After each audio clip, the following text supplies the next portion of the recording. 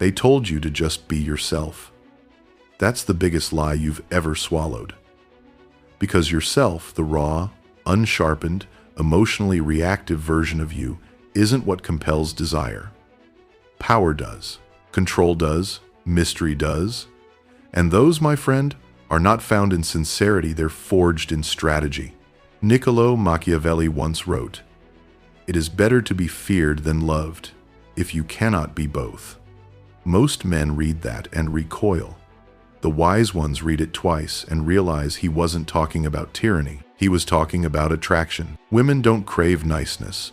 They crave gravity, the invisible force that bends their emotions around your presence. The man who commands it doesn't chase, he orchestrates. While most men beg for attention, the Machiavellian man makes women beg for his approval. You see, society raised men to believe in emotional honesty, constant availability, and vulnerability without discernment. But Machiavelli would call that what it truly is, strategic suicide. Because in the game of power, whether political or romantic, transparency is weakness, and weakness is death. Let's be brutally honest. You've seen it happen.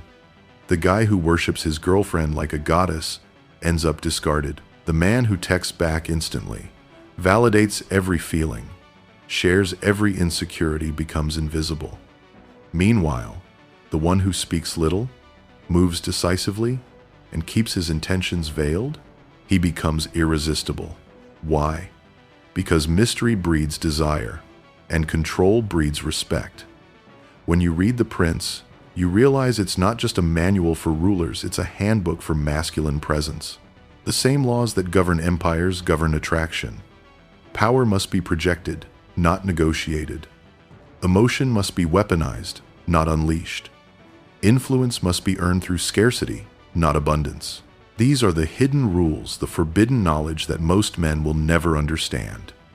They'll live their entire lives chasing love when they could be commanding it. As we speak, billions of men are handing over their power daily through emotional overexposure, through validation, through seeking rather than choosing. And the cruel irony, they believe they're being good men. But tell me this, when was the last time you saw a conqueror win a war by begging for mercy? Alexander didn't ask for permission before crossing into Persia. Napoleon didn't plead for affection from Josephine, he made her chase his attention like a cat clawing for warmth. Caesar didn't earn loyalty through kindness, he earned it through dominance masked as charm. The same psychology applies in modern relationships. A man who holds frame unshaken, unreadable, unreactive, becomes a riddle the feminine mind must solve. A man who chases validation becomes predictable, and predictability is the death of attraction. Let's not confuse this with cruelty. The Machiavellian man isn't cold, he's calculated. He knows when to give warmth, but never gives it freely. He rewards curiosity, not compliance. He keeps the balance of power tilted in his favor because once a woman feels she's won you completely, she stops desiring you entirely.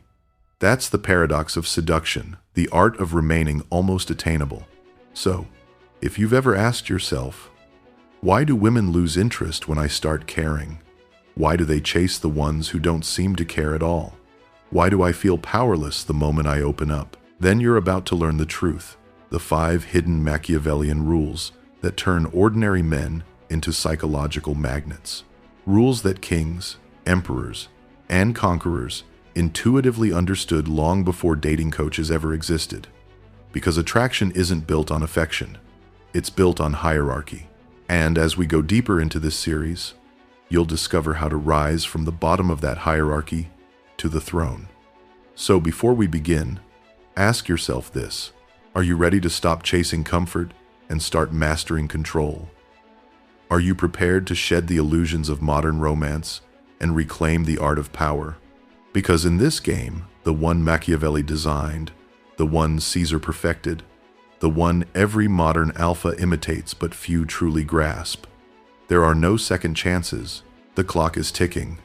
Every moment you remain predictable, another man more strategic takes your place. In the next section, I'll show you how I learned these truths the hard way, through heartbreak, humiliation, and a brutal awakening that forced me to rebuild my entire philosophy from the ground up. The transformation begins there. They say pain is the greatest teacher, but only if you're ruthless enough to learn from it. Years ago, I wasn't Machiavellian. I was emotional. I believed what every romantic movie taught me, that vulnerability was the key to connection. That if I just loved deeply enough, she'd never leave. Her name was Elena. We met in Florence, the birthplace of Machiavelli himself. I thought it was poetic destiny. She was magnetic, laughter that filled rooms, eyes that made promises she never intended to keep. I gave her everything, my time, my attention, my soul, and slowly I became invisible. The more I tried to please her, the less she respected me. The more I opened up, the more she pulled away. I thought honesty would earn me love, but all it did was hand her the blueprint to my weaknesses. One night, she said something that shattered me. "You're too available. It's not exciting anymore." That sentence changed my life. Because it wasn't just about her, it was about me. About the soft, compliant man I had become. I wasn't leading. I wasn't unpredictable. I wasn't dangerous.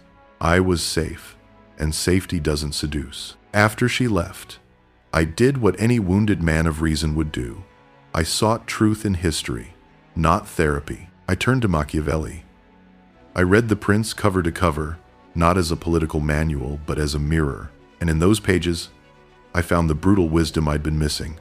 Men must be either caressed or annihilated. In other words, never exist in the middle. Never be half-hearted. Either command devotion through strength or disappear entirely. That became my doctrine. I stopped explaining myself. I stopped seeking approval. I learned to weaponize silence. Soon, people reacted differently, not just women, but everyone. My boss leaned in when I spoke. Friends deferred to my opinions. And yes, women started chasing me. Not because I'd become cruel, but because I'd become controlled. A few months later, I met another woman, Sophia. Stunning, intelligent, used to manipulating men with ease. But this time, I played the game differently. I gave her glimpses of my world, never the full map.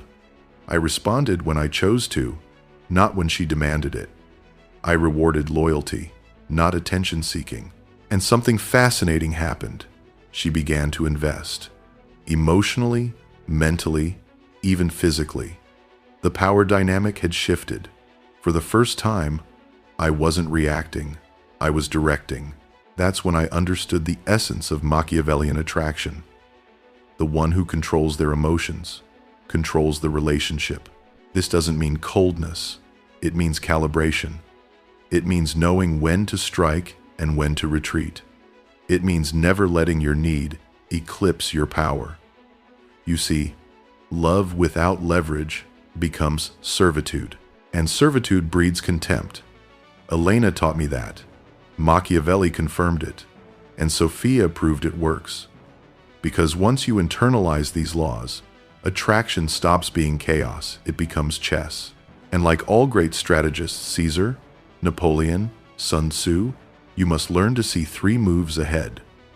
Caesar didn't confess love, he demonstrated dominance. Napoleon didn't beg Josephine, he made her earn his validation. Sun Tzu didn't fight every battle, he made enemies destroy themselves through reaction. That's what modern men must do in relationships. Stop fighting every emotional war and start dictating the terrain. So, let me ask you something uncomfortable. When was the last time you walked away first? When was the last time your silence said more than your words? When was the last time you withheld?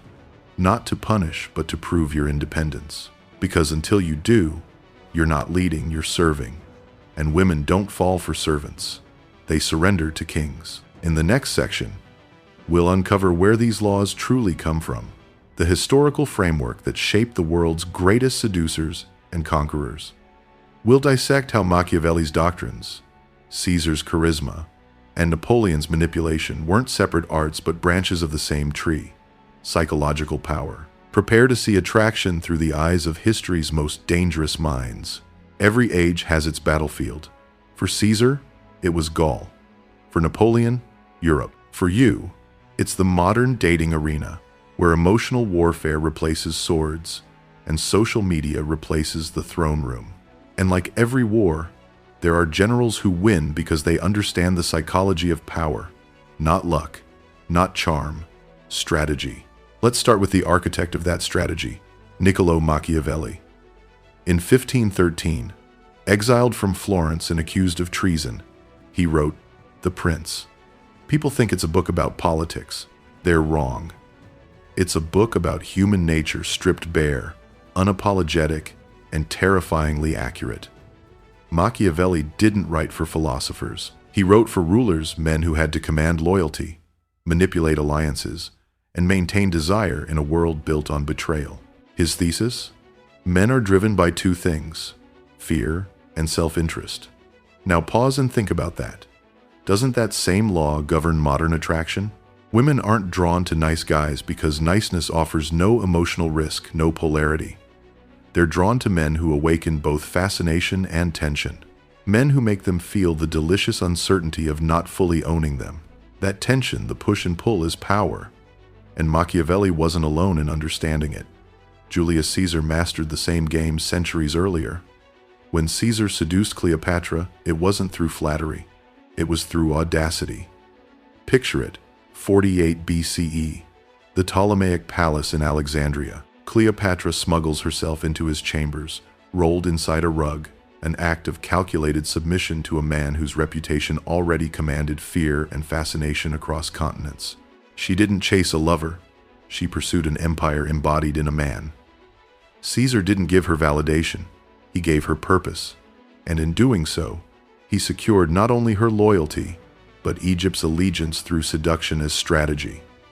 Fast forward to Napoleon, the man who crowned himself emperor in 1804 and said, "I found the crown of France lying in the gutter, and I picked it up with my sword." Napoleon understood that love, like politics, is perception. He once told his generals, "The crowd will believe whatever is most convenient for it to believe." Replace crowd with woman, and you have the psychology of modern attraction. She doesn't fall for who you are, she falls for what you project. So, what do all these men share? 3 laws that underpin both conquest and desire. 1. The law of controlled mystery. Never reveal everything. Power thrives in ambiguity. The unknown keeps others invested. 2. The law of strategic coldness. Withdraw deliberately. The moment you become predictable, you become disposable. Number 3. The law of rewarded. Obedience, reward loyalty, never desperation. Make devotion feel earned, never assumed. These principles built empires. They also build desire. Because whether it's a throne or a relationship, the mind that controls emotion controls outcome. Machiavelli called it virtù, not virtue in the moral sense, but prowess, the ability to shape destiny through will, to bend chaos to your command. And that's the essence of Machiavellian attraction. You don't seek approval, you engineer it. Think of modern dating like statecraft. Every interaction is diplomacy, every word a negotiation, every emotional exchange a treaty or a declaration of war. But while most men walk into this war unarmed, led by their hearts, their impulses, their need for validation, the Machiavellian man studies terrain before marching in. He uses restraint as weaponry.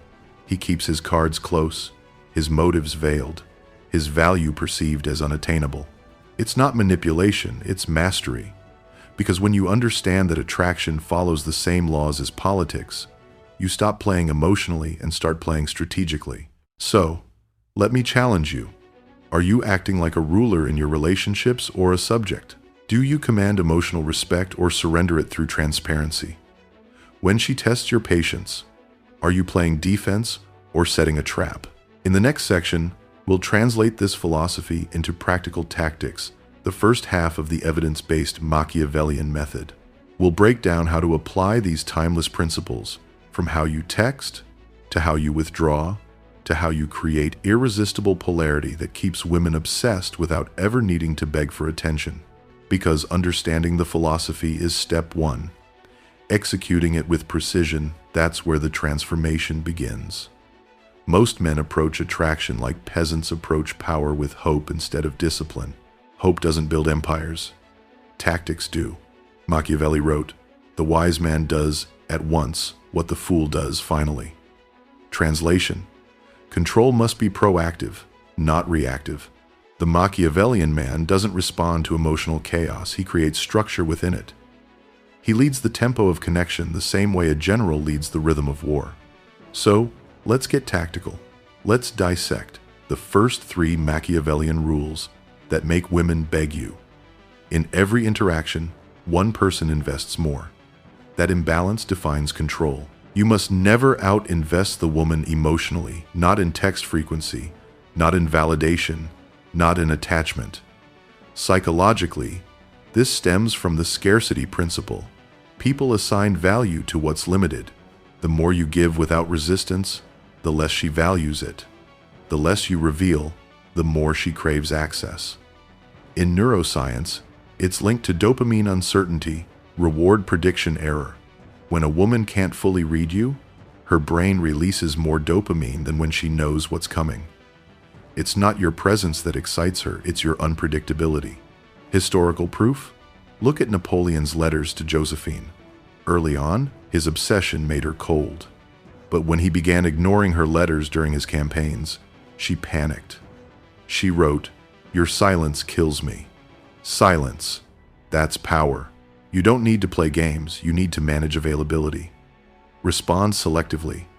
Be measured with your affection. Let tension breathe. Ask yourself, when you're not around, does she feel your absence or your indifference? Because the former creates obsession, the latter creates boredom. Machiavelli warned princes against giving too much favor. He said it breeds contempt. The same principle governs validation. Most men drown women in approval, thinking it buys affection. It doesn't. It buys familiarity. Validation must be earned through alignment with your frame. Compliment her not for beauty that's common. Compliment her for embodying a trait. You respect discipline, loyalty, poise. This triggers a primal need for continuity. She now wants to keep living up to your approval, not because you gave it freely, but because she earned it. Churchill once said, "Tact is the ability to tell someone to go to hell in such a way that they look forward to the trip." That's selective validation, praise with standards attached. Example: instead of saying, "You're amazing," say, "I like that you kept your word. Most people don't." Suddenly, your compliment carries authority. It frames you as the judge of value, not the applicant seeking it. In politics, Machiavelli advised rulers to retreat strategically to preserve power when tides turn. In attraction, the same rule governs emotional gravity. Every few days, withdraw intentionally, no explanation, no drama. Let her feel the emotional vacuum. Absence magnifies perception. The moment you disappear, her mind begins to fill the silence with projection, and projection is the foundation of desire. Historical validation: Alexander the Great would often vanish from his generals for days before major campaigns. He understood the psychology of scarcity. When he returned, morale surged, his presence mattered again. Women, too, need to feel your absence to value your presence. Constant exposure kills magnetism. Strategic absence builds mystique. Practical example: you've been communicating consistently for days. Suddenly, you go dark for 48 hours, not as punishment, but as calibration. When she re-engages, your presence feels earned. Here's the key: withdrawal without emotional control equals punishment. Withdrawal with purpose equals power. She should never feel like you're gone out of anger. She should feel like you're gone because your world doesn't revolve around her. Ask yourself, are you emotionally predictable? Does she know you'll always be available? Or does she wake up wondering whether she's done enough to earn your next move? In modern psychology, attraction thrives on intermittent reinforcement. It's the same principle that keeps gamblers addicted to unpredictable rewards. When affection becomes expected, it loses potency. When affection feels earned, it becomes intoxicating. And here's the truth Machiavelli would whisper in your ear. He who masters the rhythm of reward and denial becomes irresistible. So, as of today, control your tempo. Respond when it aligns with your purpose. Validate selectively. Withdraw strategically. Because emotional asymmetry, selective validation, and strategic withdrawal are not manipulation, they're calibration. The art of commanding respect without words. In the next section, we'll complete the formula with the final two hidden rules, the ones that transform intrigue into obsession and attraction into loyalty. But first, reflect. Are you controlling the rhythm or being played by it? Power is never static. The moment you stop advancing, you start losing ground. That's why Machiavelli warned rulers to never rest on conquest, to fortify the territory after every victory. In relationships, that territory is influence. Once attraction is established, most men relax. They confuse desire with devotion. But attraction without strategy fades, loyalty without leverage collapses. So let's complete the framework, the final two Machiavellian rules that make women beg you. Humans don't remember consistency, they remember contrast. A warm day feels warmer after a storm. A compliment feels sweeter after silence. Emotion only gains value when measured against its opposite. Machiavelli understood this. He advised leaders to alternate between mercy and severity, never to dwell in one too long. Why? Because unpredictability commands emotional attention. Apply this to attraction. You must control the emotional climate. Don't be one-dimensional. If you're always calm, she gets bored. If you're always intense, she gets overwhelmed. Alternate between composure and passion, stillness and spontaneity. Be the calm before the storm and the storm itself. Psychologically, this engages the limbic system, the emotional core of the brain. Emotional spikes, especially following moments of stillness, release dopamine and oxytocin together, the exact neurochemical cocktail of addiction. Historical validation? Consider Cleopatra and Caesar again. After days of political coldness, she would surprise him with elaborate displays, feasts, music, rare perfumes from Arabia. The sudden switch from austerity to sensual abundance bound his emotions to a rhythm. It wasn't beauty that conquered Caesar's will. It was contrast. So when you're present, be fully present, eyes locked, voice low, attention sharp. But when you retreat, retreat completely. This emotional polarity creates tension, and tension is the oxygen of attraction. Ask yourself, do you give her emotional stillness followed by impact, or do you hover constantly, smothering the fire you're trying to ignite? Never forget, the heart doesn't chase comfort. It chases uncertainty. Every empire thrives on tribute. The same goes for relationships, but the tribute must be earned through submission to your frame. Controlled reward means you decide when and how emotional satisfaction is given, not out of ego, out of discipline. The Roman general Scipio Africanus mastered this during the Punic Wars. After defeating Carthage, he spared the city's surviving nobles, but only after they bowed in complete surrender. The mercy was powerful because it was conditional. Likewise, your affection, attention, and intimacy must be conditional not on games, but on behavior aligned with your values. When she brings chaos, you withhold calm. When she brings peace, you reward with depth. When she tests boundaries, you reinforce them without explanation, without apology. This is how loyalty is trained. Not demanded, conditioned. Psychologists call this contingent reinforcement. It's the same mechanism that builds attachment in high-value dynamics. When your affection follows principle, not impulse, you become predictable in your integrity, but unpredictable in your reward, and that paradox is magnetic. Modern example. You're seeing someone who occasionally flirts with disrespect, subtle jabs, delayed replies, emotional tests. The average man argues. The Machiavellian man withdraws his warmth, calmly, without comment.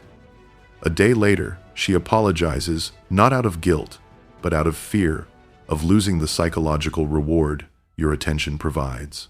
You didn't manipulate, you calibrated. Because power isn't loud, it's silent control. Machiavelli said, "The promise given was a necessity of the past. The word broken is a necessity of the present." He understood that emotional leadership requires flexibility, a willingness to redefine the rules in real time to maintain authority. The same law applies here. Your emotional discipline must adapt to circumstance. Give warmth strategically, withdraw it decisively. Reward only behavior that strengthens your frame. That's how you create devotion that feels voluntary but is, in truth, engineered. These final two rules, emotional contrast and controlled reward, are what separate charmers from commanders. Together, they form the complete structure of Machiavellian attraction. 1. Asymmetry, you give less, control more. 2. Selective validation, you praise only alignment. 3. Strategic withdrawal, you vanish with purpose. 4. Emotional contrast, you master tension. 4. Controlled reward, you condition loyalty. 5 laws, infinite leverage. But before you can wield them effectively, there's one enemy you must defeat: your own emotional resistance. Because knowledge means nothing if your instincts betray you in battle. In the next section, we'll face that battle directly. We'll expose the psychological traps that sabotage your power, the guilt that weakens your resolve, and the conditioning that makes you flinch when you should strike. It's time to unlearn your weakness and reforge your mind for dominance. The greatest war is never fought against another person. It's fought inside your own mind, because the moment you start applying Machiavellian strategy in relationships, your conditioning will rebel. You'll hear the voice of weakness whispering, "Isn't this manipulation? Won't she think I don't care? Shouldn't I just be honest?" That voice is not your conscience, it's your programming, installed by a world that punishes power and rewards compliance. Machiavelli faced the same resistance. When he wrote The Prince, the moralists of Florence called him evil. They said his ideas were corrupt, but what they really meant was he refused to be controlled by their illusions. And that's exactly what you must unlearn: the illusion that emotional honesty equals strength. Let me be clear. Honesty without discipline is emotional exhibitionism. It's you handing your enemy the blueprints to your fortress. When I first began applying Machiavellian principles in my own life, I struggled with guilt.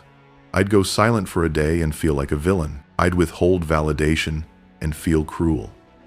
But every time I gave in, every time I reverted to emotional transparency, I lost respect. Because love without power dies quickly. The truth is, women don't want to lead you. They test you to see if you can lead yourself. Every emotional challenge is a siege against your composure. The weak crumble. The strong remain still and earn reverence. Remember, even Napoleon faced rebellion from his own army before conquering Europe. His men doubted his judgment, but he never argued, he acted, and his results silenced every critic. The same rule applies to you. The resistance you feel, guilt, hesitation, fear, is simply the old version of you begging not to be replaced. You've been told withholding emotion makes you cold, but Machiavelli teaches that mercy without control leads to chaos. Emotional restraint isn't cruelty, it's containment. It's the difference between a river and a flood. A river nourishes, a flood destroys. Control your emotions, or your emotions will control you. Most men crumble under this. They think losing a woman means losing worth. But in Machiavellian strategy, loss is leverage. Caesar famously burned his ships when landing in Britain, leaving no path of retreat. That's how you must approach emotional fear. Burn the bridge to neediness. Walk forward knowing your worth doesn't depend on approval. If she leaves when you assert power, she was never loyal to begin with. And as Machiavelli said, "He who builds on the people builds on mud." Build on your own strength, not external validation. Modern men are dopamine junkies, addicted to quick replies, compliments, and digital attention. But power requires delayed gratification. Every time you resist the urge to seek reassurance, You train your nervous system to obey your will, not your impulses. That's how kings are built. Not through comfort, but containment. You've been told manipulation is wrong. But what is manipulation really? Influence with intent. And everyone from Caesar to your employer to your smartphone is manipulating you daily. The difference is awareness. The moral man manipulates unconsciously. The Machiavellian man manipulates ethically and strategically. You can guide emotions without deceit. You can withhold truth without lying. The difference lies in purpose. Are you protecting your power or abusing it?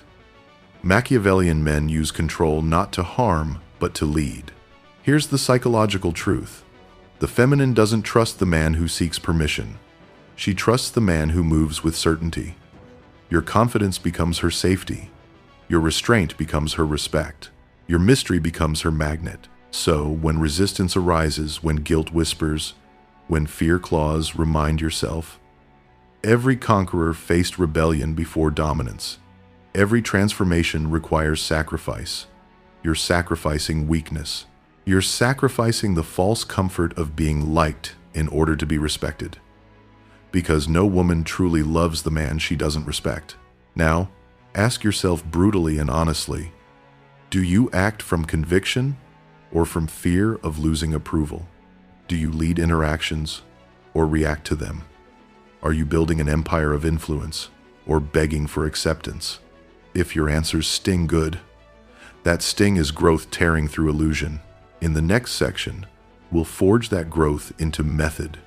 You'll learn the advanced implementation strategy, how to live, speak, and act as a Machiavellian man daily. Because awareness without execution is impotence. And Machiavelli had no patience for impotence. Knowing the laws is useless if you don't live them. Power isn't theory. Power is habituation. Every emperor, every strategist, every seducer who shaped history understood one truth. Victory belongs not to the clever, but to the consistent. You can recite Machiavelli's words, but unless you embody them in speech, movement, tone, silence, they're nothing more than quotes on a dead page. So let's turn this philosophy into ritual. Right now, as you finish this series, billions of men are still asleep, sedated by comfort, enslaved by approval, ruled by their emotions. Most will never wake up. Most will never command. But you've seen the map of power. You've studied the tactics of conquerors. You've tasted the forbidden knowledge most men fear. The only question that remains is, will you act? Because strategy untested is weakness disguised as wisdom. Caesar crossed the Rubicon knowing there was no turning back. Napoleon crowned himself emperor, declaring destiny was his alone to command. And Machiavelli, though banished, humiliated, and branded a villain, still shaped the minds of every ruler for 5 centuries after his death. Why? Because truth outlives comfort. Power outlives fear. So here's your final command. Stop seeking softness. Stop chasing approval. Stop apologizing for power. Walk into every room as if it's a battlefield, calm, calculating, centered. Speak less. Observe more. Reward selectively. Withdraw strategically. Become the storm they never see coming and the calm they can't live without. The world doesn't need another nice guy. It needs another Machiavelli. The only question left is, are you ready to become him?